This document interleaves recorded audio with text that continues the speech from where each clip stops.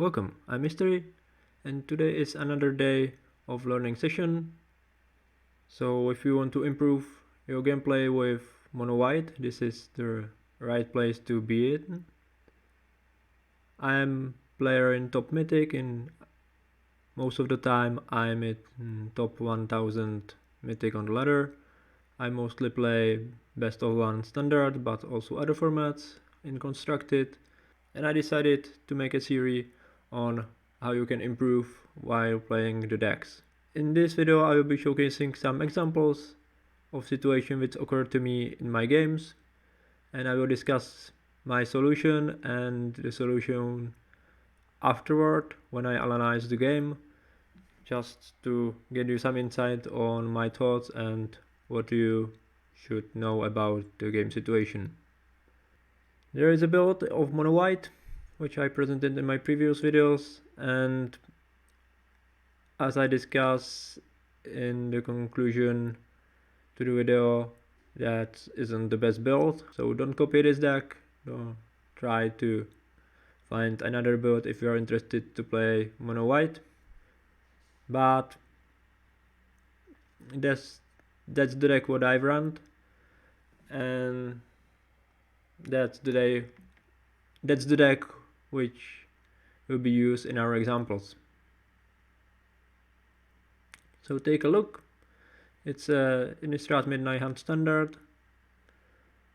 There aren't lots of new cards. There is an Intrepid Adversary, which is quite a good card to have in mind. One of the best top decks in most of the late game situations. And then there is Erdeline, very nice 3-drop, legendary Human Knight, and Brutal Cutter, which is pretty nice removal effect for the mono white deck. So that is the deck. I hope you're quite familiar with it. If not, go through these cards and try to get some feeling from the deck. And now let's go to the first question. So this is the example of playing control matchup. Opponent has quite a lot of birds here. We have more cards than you have in their hand, and your task is what to do here. You might take your time here, you might even stop the video, think about it some more, and if you're ready, here is my solution. First of all, do we want to attack here? I think we do, and we want to attack with Brutal Cutter, and then opponent give us some information. If they want to trade, they might have a board wipe, or hope they will draw one. And if they don't, and it gets good for us, that's 2 damage in, but that means they want to spend their birds on blocking our creatures with 1 toughness like the adversary. Most likely they are going to block us here. So if they do block us, I think even if they don't, I think we need to start pressuring them, and that means making the battlefield as huge as possible. So it means playing the Carolian Spirit and Monk on the open hand.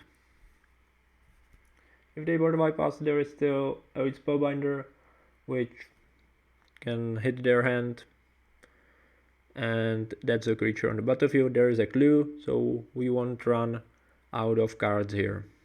But we need to pressure them quickly because, of course, they are control deck. They have lots of ways how to draw a card and get an advantage when they are in the quite huge man advantage here.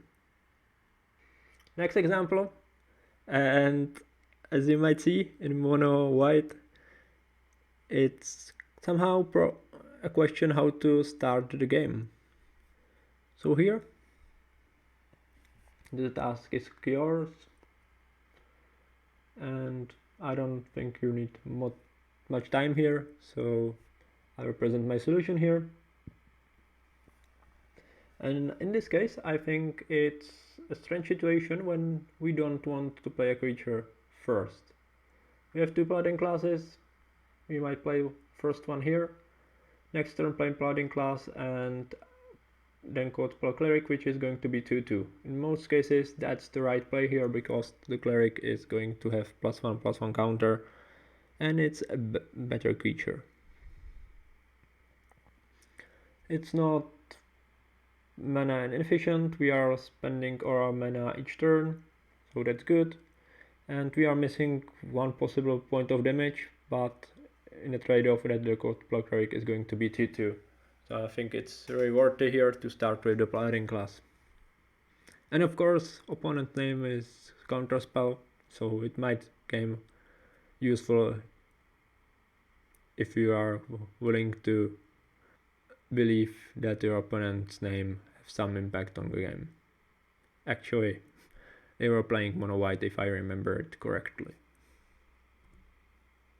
Yeah, and here is the proof. That's the same game, and there is a Spellbinder, and your task is to take a pick, find what you want to pick with a Spellbinder. So this is the birth state. Try to remember it. We have two paladin classes, Cold-Spell Cleric on the battlefield, Aeroid Spellbinder of course, and they have Cold-Spell Cleric and Clarion Spirit, which is important. And their hand is full of lands. So they have two things to pick here. Of course, they are both for 1 mana. Don't take into account the mana value which is shown here because that's because of the paladin classes. And take your pick. I did choose a portable hole in the game, and that's because I thought they are most likely to play it, and in that case they won't be able to play the Cold-Spell Cleric. But I think that's wrong. I think we should have picked the Cold-Spell Cleric because that's the spell they want to double spell next turn. They want to play something into Cold-Spell Cleric. Their deck is full of 1 or 2 drops, so they might double spell us next turn, and because of the Clarion Spirit they are going to get a 1/1, and the Cold-Spell Cleric is going to give them a +1/+1 counter too. So I think in this case we should have picked the Cold-Spell Cleric. And I didn't, so that's because it's here. You might agree and disagree, but the opponent is very likely to play next turn the card which we pick if they draw a land. But if they didn't, they want to play the Cold-Spell Cleric with something, and in that case I think we should pick the Cold-Spell Cleric here. In both cases it's better for us, because if they draw land, they want to spend all their mana and they want to play the card we've picked before.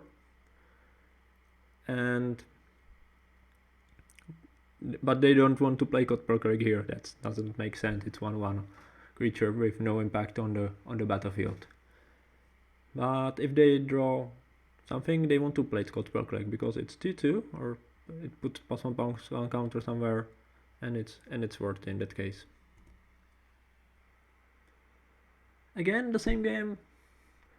The board states change quite a lot. We both have paladin classes here, and again your task is to do something here. So what did you choose? There are 3 possibilities here. You might upgrade the class, you might play the Adeline, or play the Clarion Spirit. And in this case I upgraded the class, attack with the Spellbinder and pass the turn. Why? Because I wanted to use my Brutal Cutter. Because when I play this line, it's going to be night, and in night the Brutal Cutter turns into a werewolf, and it's going to be 4/4 first striker, which blocks their board pretty efficiently. Even if they upgrade their class, even if they attack with the Haven, the 4/4 first striker just block them. So that's a nice way how to get the damage in. 4 damage from the Plotting class. Have a very huge blocker. And next turn, if you draw land, we might double spell them with Clarion Spirit into a Adeline. And double spelling means turning night into a day. So the Brutal Cutter is going to be back the Brutal Cutter, and it steals another creature. So that's pretty powerful game plan. Of course, if they have a way how to remove a wolf, that's not a good scenario for us. They might attack us here for 3 damage, remove a Brutal Cutter with something. But again, in that case, we might double spell them next turn if you draw land, or play the Elaine, which generates a 2/2, and the werewolf on Brutal Cutter Shroud has a ward.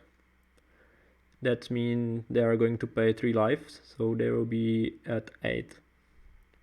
If they do this, we will be at 14. We are going to play Adeline. I think we are in a good spot as well. So that was my play. I don't think playing Adeline here is worthy, because then we might attack them, but they might kill the 1/1. We don't want to attack with Brutal Cutter because they are going to trade with Godspell Cleric. So I don't think it's worthy here. And turning day into night and night into day, it's a quite powerful play we should consider. Next one. This is another game, but we are playing mono white as well.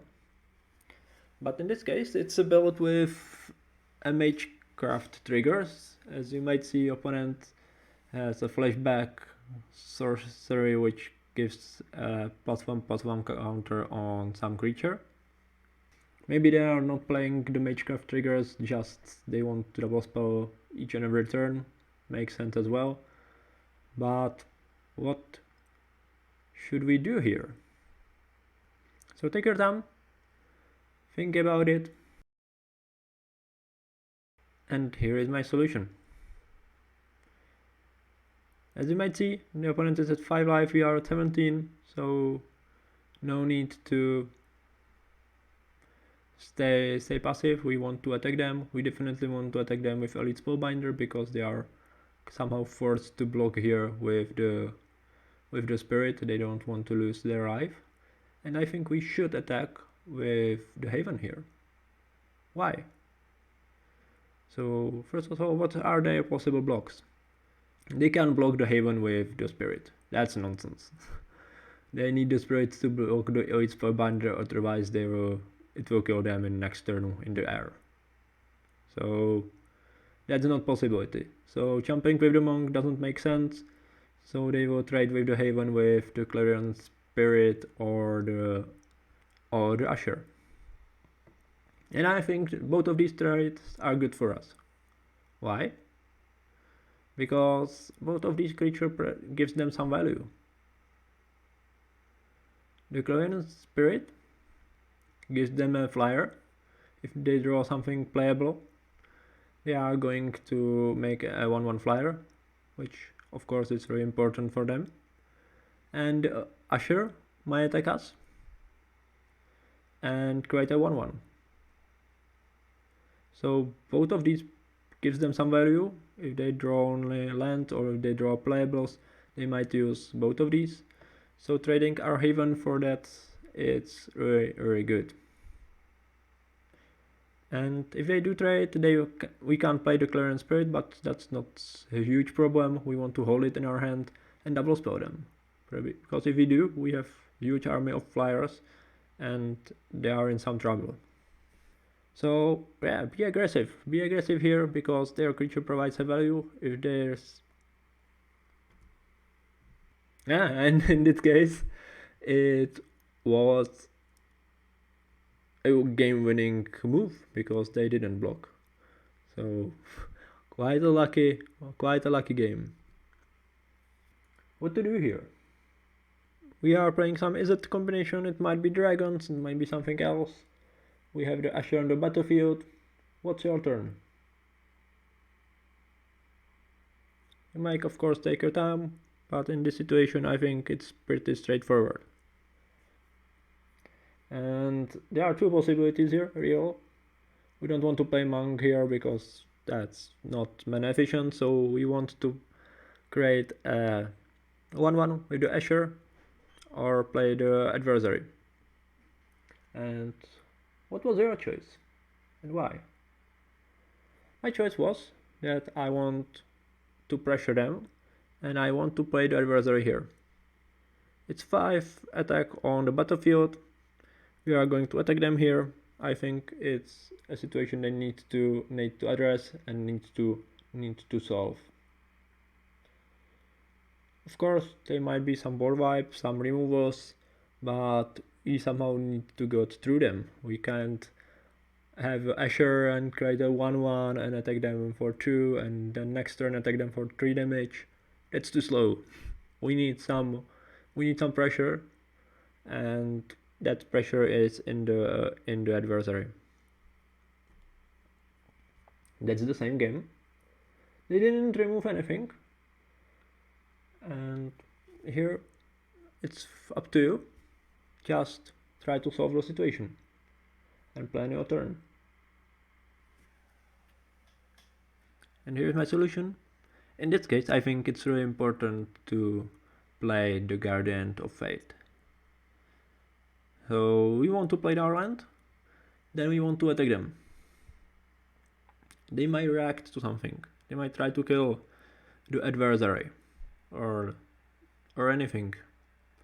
And then we are playing the Guardian of Fate, and we are going to phase out the creature they are going to kill, remove, and save us some trouble.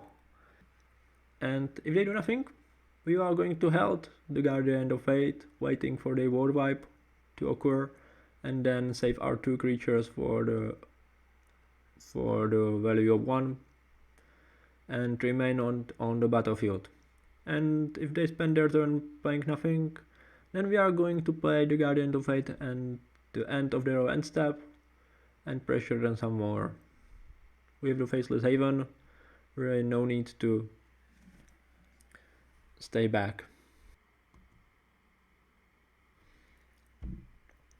And this game was strange because the opponent let the damage in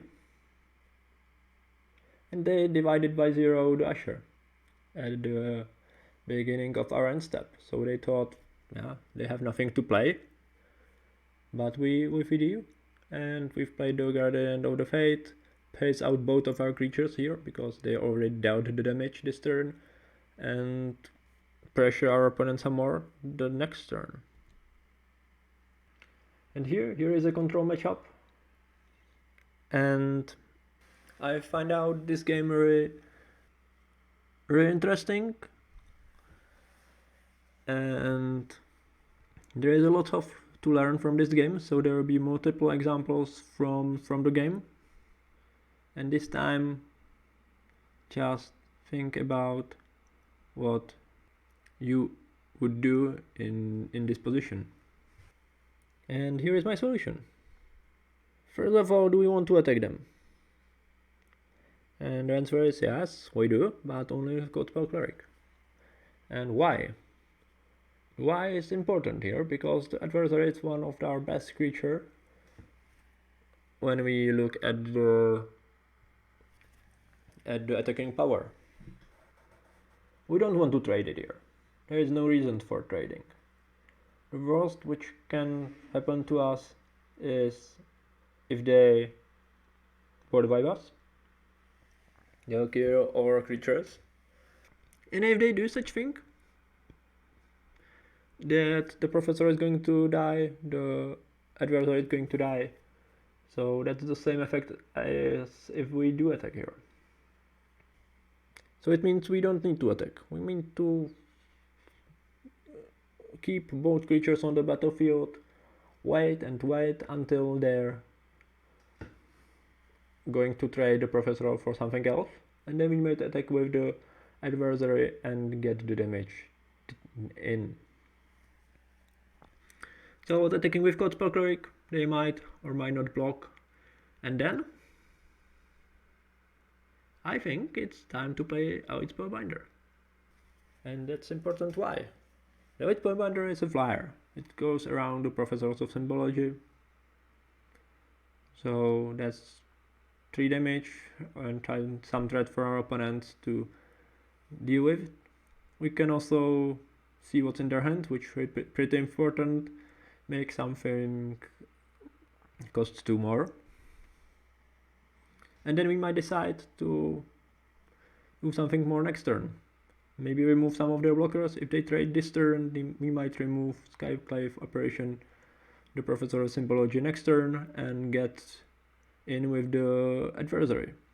Lots of possibilities for next turn, and of course the information is quite important here. If they have 2 board wipes, then we need to play different game. In the case if they don't and they have some powerful Planeswalker in their hand, it matters. And here is the situation. From the next turn, I did a terrible mistake. I should have targeted with the Elite Spellbinder the Mascot Exhibition. I didn't. But now we know that they have a counterspell, they have the removal, Fateful Absence, and they have the card draw as a possibility for this turn. So how do we want to play this one? And here's my solution. We really want to make them make some action here. That means counterspell or Fateful Absence to remove some of our creatures and don't let them draw the cards. They want to draw some board wipe here, like a Doomscar, and we don't want them to do it.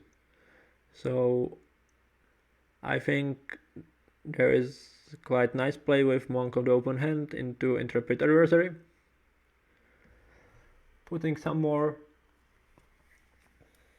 power and toughness on the battlefield, and attack them with Cold Spell Cleric and the Elite Spellbinder.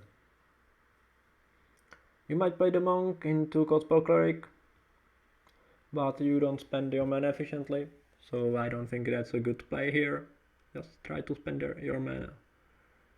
And there is no need to save the adversary further later, because they have the counterspell, they have the removal, they are not going to let you buff all your creatures with +1/+1 counter for long. And of course, no Skyclave, no Brutal Catar when they still have the Fateful Absence in their hand. So here is the next turn. The situation is almost the same. They still have the counterspell, they still have the Fateful Absence. So what's your play here? And the situation is very similar to the situation before, so I will be brief here. We want to force some action, don't let them draw some cards, and I think we have pretty nice way to do it. There is a Paladin class which we just drawn. So start with it. That's going to get the counterspell. They don't want the Paladin class to be on the battlefield. It's pretty tough for them to deal with, and of course it's make their life tougher because they can't play their spells in our turn. So that's the counterspell. Then the Cold Spell Cleric, and plus a +1/+1 counter on our lowest power creature. That's the Cold Spell Cleric, and attack them. In this case, I think it's still worth it to hold the adversaries back and attack only with Cold Spell Cleric, the Monk, and the Elite Spellbinder. If they want to trade, they might. And next turn we might remove some of their professors and attack with the adversaries.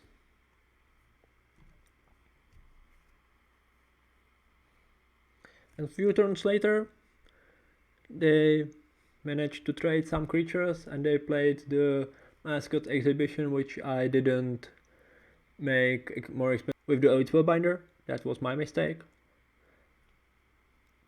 And here we are. And in this case, I think that situation changed. They are out of cards. And I think we should try to be pretty aggressive here. That means playing the Brute Carter. We moved one of their token, the biggest one, the 4/4, and attack with everybody. They are going to kill our adversaries, but the monk is going through. Or they might kill the monk and one of the adversaries. That means in both cases 3 damage are going through. And the Carter is on the battlefield. It forced them to do something because otherwise it's going to be night, which they don't want. And the game's go on. I don't think we want to stay blocked here and play the Godspell Cleric into Monk. There might be another board wipe, another Doomscar incoming, and the next turn there are still possible attacks for us, so I don't think waiting here help us. And here we are. Our battlefield is quite huge. And again, what do you do? And in this case, first of all, start with the attacking. We want to attack with the werewolf, of course. Then the Godspell Cleric as well. That's trades for 3 birds, that's good. The monk and the spirit. Not the adversary, because it trades with the words, not worthy here. And wait, they might draw some cards with their land. And in that case, I think we should spellbind it. Let's see what's incoming for here. So that's their trade.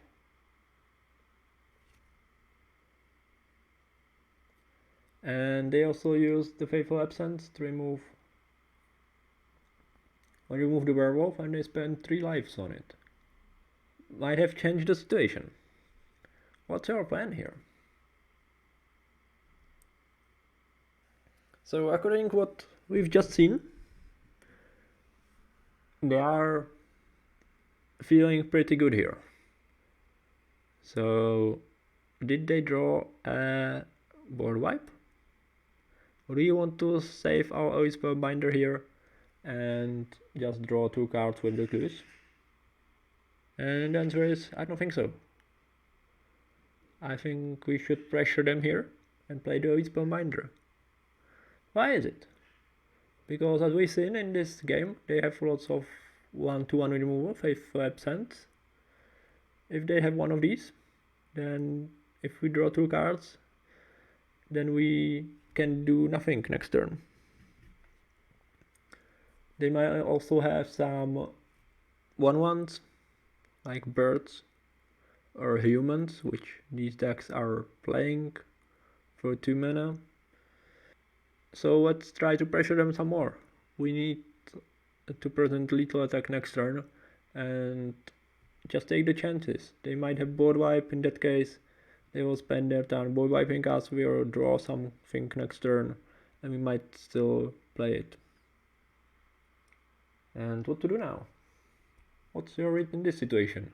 Again, pretty similar to the next, but they have 2 cards in hand. What do you think about this one? Of course, we've upgraded our class. We have 1 class on the maximum level here. You might take that into account. And here is my solution. I think we shouldn't play the monk here, because we want to present them with a threat and a threat and a threat each turn. And I don't want to spend the monk here and get it killed. Let's try with the adversary. Because of the double strike, it's going to be 8/8 creature with double strike. They need to deal with it. They might jump it, of course, but not for long. So I think holding it's a good choice. Yeah, it's change because the turn before I've thought about 1-1 removal, and now I'm afraid of board wipes. Why? Why? What's the reason? The reason is here are the classes. The classes makes one creature we have so huge threat that they need to deal with it. So you want to play a 3 creature each turn, every time have one on the battlefield and pressure them, and that each turn they need to draw an answer. Before, it wasn't that case. We needed to pressure them and make their life total low, but our creature wasn't so important. And that's all from me. From me. Of course, you might disagree here. You might try to play the monk here. That's reasonable play as well, because if they have a 1-1 removal, they need to kill two things. But 1-1 monk, I don't think it's so huge creature and so huge threat. So let's make it into the next turn. Yeah. It's very close here. And this is the last example. So if you are still here, then thank you very much for watching. And if you like content like this, then let me know. And see you next time.